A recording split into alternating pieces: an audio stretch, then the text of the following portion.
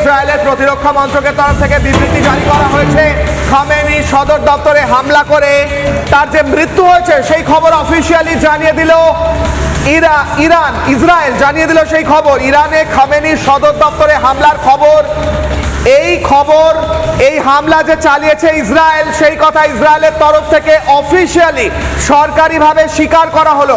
হামলার সময় দপ্তরে ছিলেন খামেনি ও তার পরিবার। একদম টার্গেটেড অ্যাটাক, প্রেসিশন অ্যাটাক। দপ্তরে ছিলেন ইরানের একাধিক নেতা এবং কাজ করার সময় তার মৃত্যু হয়েছে বলে দাবি। দপ্তরের নেতাদের উপস্থিতির কথা জানায় সিআইএ, অর্থাৎ সিআইএ তরফ থেকে এই খবর যায় ইসরায়েলের কাছে। ইসরায়েল ডিফেন্স ফোর্সের কাছে এই খবর যাওয়ার পর প্রেসিশন অ্যাটাক প্ল্যান করা হয় এবং তারপর সদর দপ্তর লক্ষ্য করে হামলা চালায় ইসরায়েল।